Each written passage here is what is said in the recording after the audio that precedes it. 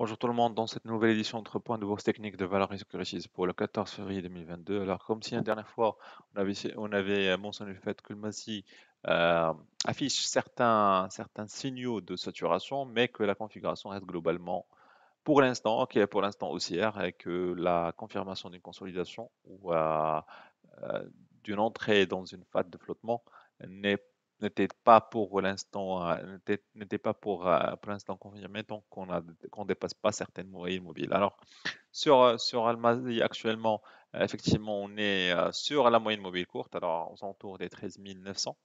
D'accord? Donc je dirais que le vrai test serait entre ces deux moyennes mobiles, donc entre les 13 850 et les 13 950. Alors ça coïncide sur les récits euh, ça va coïncider probablement avec le support de ce canal. Notons bien que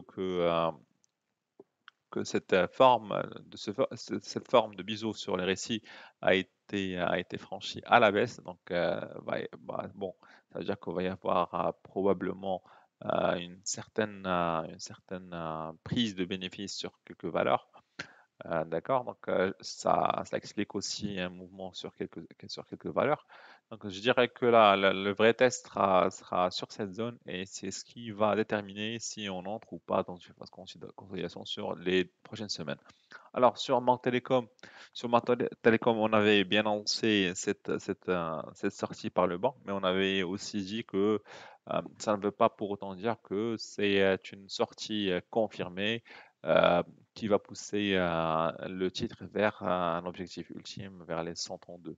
On avait bien signalé que on s'attendait à une petite reprise vers les 138, 139 sur le court terme. Alors pour l'instant, bon, a priori, ce scénario de rebond vers les 139 il semble un peu écarté pour l'instant, vu que cette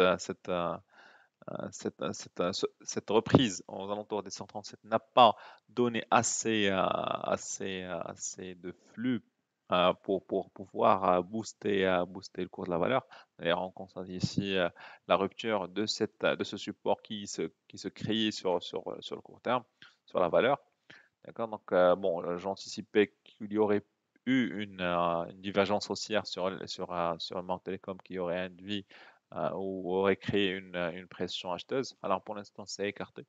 D'accord? Donc, c'est pas pour autant que le titre va accélérer sa baisse sur les prochaines semaines. Au contraire, je dirais que cette zone rose, donc c'est une zone où il y a eu trop de confrontations entre acheteurs et vendeurs en 2020. Je pense que c'est une zone qui va être une zone tampon et qui va nous permettre de créer un point d'ancrage qui va permettre ou pas au titre de revenir à tester le haut de ce canal.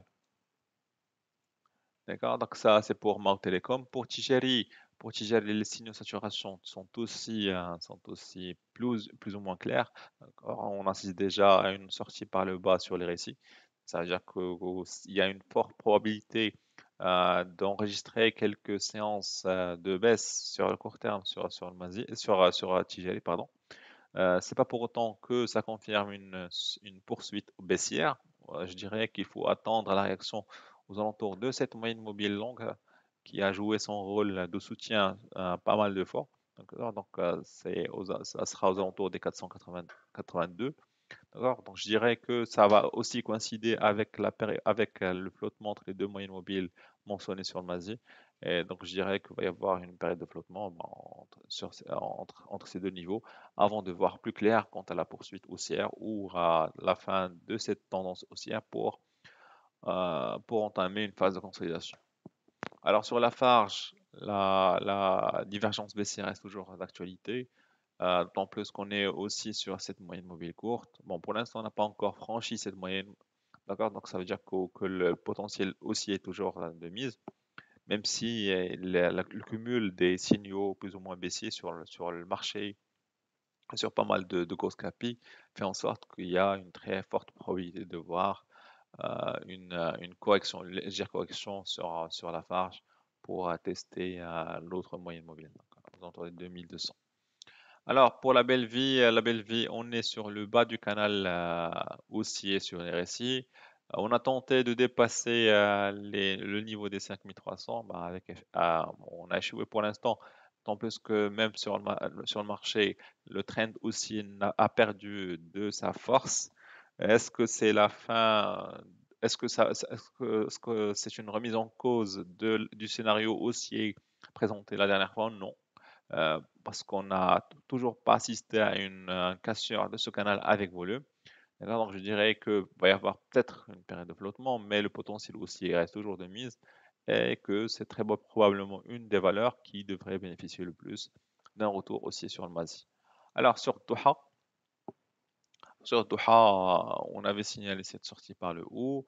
On avait signalé que le scénario haussier n'a pas encore été écrasé, n'a pas encore été annulé du fait que le titre évolue sur le haut de ce biseau. Pour l'instant, bon, je dirais qu'il y a des signaux, bon, je dirais pas baissiers, mais d'hésitation qui s'accumulent à travers cet échec cet échec de dépassement du haut des bandes de Bollinger. Ces bougies qui relatent une pression vendeuse aux alentours des 12 dirhams, l'absence d'une poursuite haussière avec du volume au-delà des 12 dirhams. D'accord, donc c'est des éléments qui mettent en doute cette tendance, mais pour l'instant, je dirais que ce n'est pas encore gagné par les vendeurs.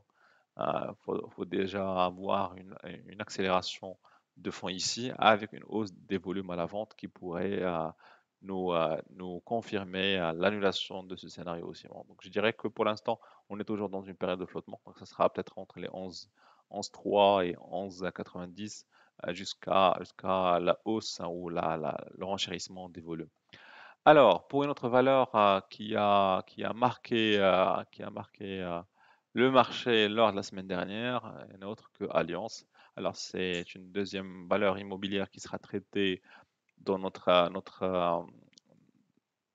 analyse technique. Alors, pour Allianz, alors, la différence majeure entre Doha et Allianz sur les, euh, sur les 5 derniers jours, c'est la volumétrie. Alors, comme vous voyez ici, le niveau de volume, bon, pondéré par la variation est nettement plus significatif que la vague qui a boosté le titre en 2021, mois de septembre 2021.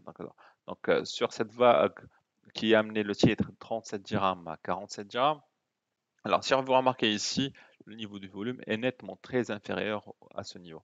Donc, ça veut dire que cette sortie est encore plus puissante. D'accord? Donc, je dirais que la répétition de ce scénario, voire d'une accélération vers 47 dirhams, suivi d'un mouvement de décélération étalé dans le temps, est très écarté pour l'instant, d'autant plus que même lorsqu'on a assisté à un contact vers les 47 dirhams, d'accord, donc le niveau de volume qui est apparu à la vente est nettement inférieur au niveau des volumes à l'achat. Donc je dirais qu'il y a une forme d'accumulation ici. Bon, pourquoi, on va savoir après.